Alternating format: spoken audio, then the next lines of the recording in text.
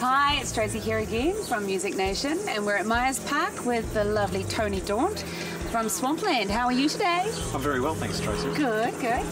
So just tell us a little bit about Swampland. Like, how did you guys come about? Well, I guess Swampland is the band I always dreamt of. So I joined Swampland in my head probably when I was about 19. I spent most of my life backing up other people as a bass player or a guitar player. Yep. And I guess I had a bit of a set up a mental block for myself, so I didn't want to be out the front. I really desperately wanted to be out the front, but I just couldn't push myself out there. And it wasn't until the last few years I thought, you know, if I don't do this, yeah, I'm never gonna be there. I guess I grew up on a healthy diet of, you know, the Clash, bands like the Ramones, the Gun Club, and there was a shitload of rockabilly, yeah, and psychobilly, and all sorts of other stuff, and 60s garage music. So I guess this is a lifetime of listening to different styles of music, and now it's just coming. Oh, that's good. So the response so far from your fans?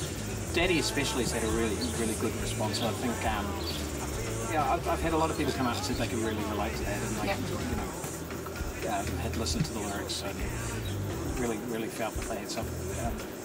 You were saying before that you've played in many bands before as a backup singer and vocalist, and so this is the first time that you've sort of been the front man?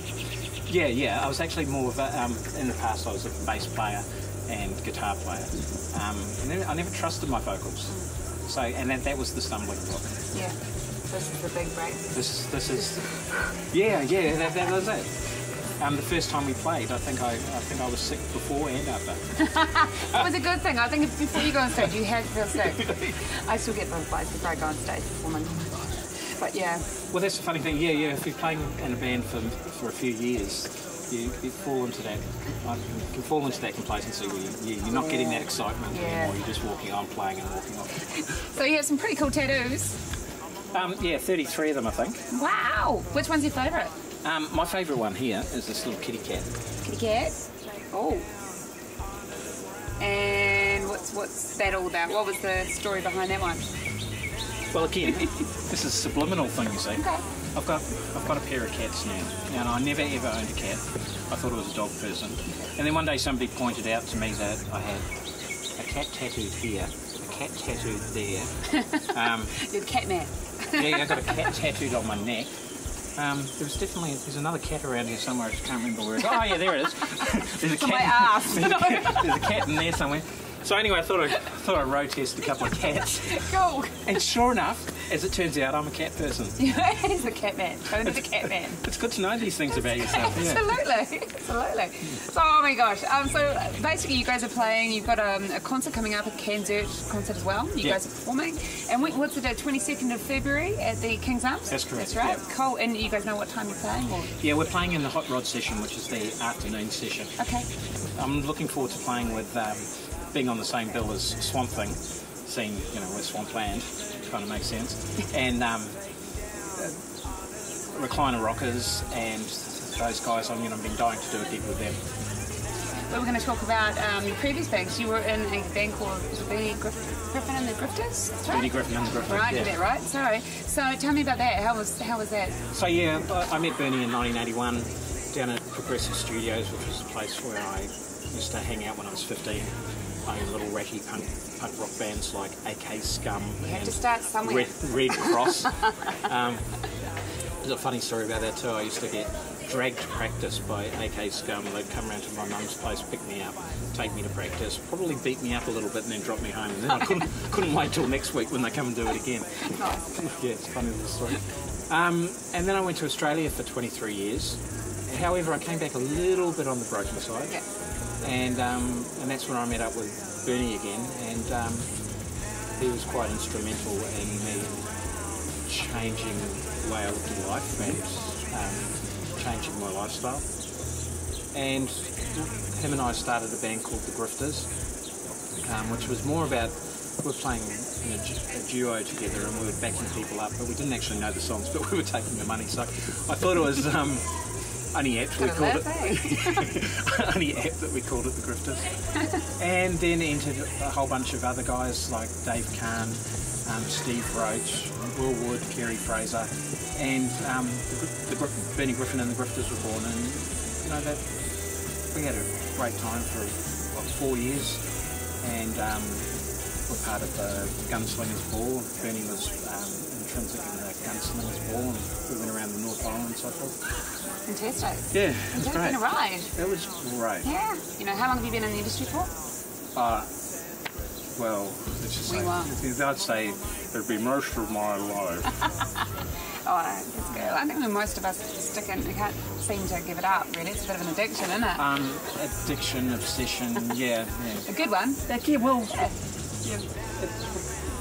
on the outside it looks like it's a healthy thing to be doing, but as long as you eat your vegetables. I'm not sure. Yeah. So what's the one thing you could tell, you know, sort of up-and-coming artists, musicians, what sort of, from your experience, what could you sort of, you know, give people some advice or anything from what you've learned, you know? Try not to see what you can get out of other people, see what you've got to give other people. Yeah. If that makes any sense. I've found more doors have opened by trying to help out other people than trying to see what I can get out of the situation. And that's a really, I guess that was a hard lesson to learn. Yeah, great advice. So we're just, so apart from Kansas, what's the plans for, you know, Swampland this year? What have you got lined up? Well, we've started up a thing called the Psycho Roadshow, and we've wanted to try to get in a whole bunch of like-minded bands using that.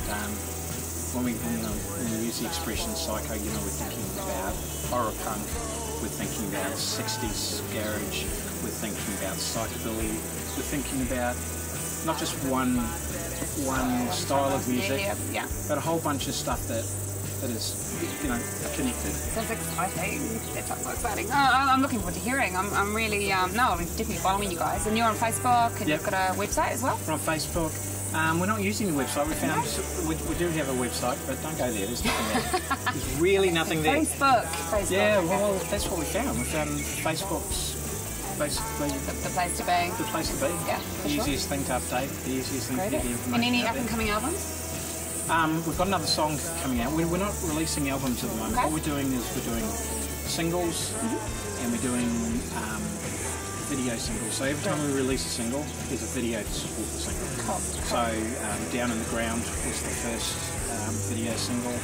Then Daddy, I've got them in the wrong order. So Daddy was the first video single, then Down in the Ground was the next video single, and then we released Devil Soul.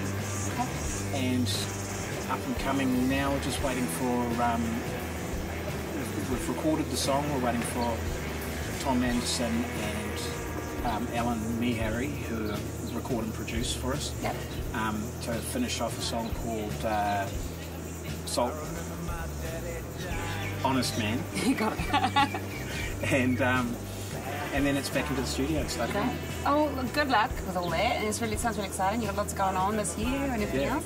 And so we're with Tony Daunt and from Swampland, and look forward to seeing them at Kansas coming up on the 22nd of February. This is Tracy Collins from Music Nation. Thanks again for listening, and thanks again for your time today. Cheers, Tracy. Bye.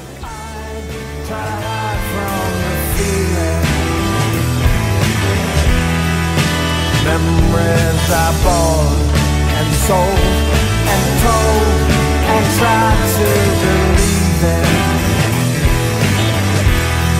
I remember my daddy dying.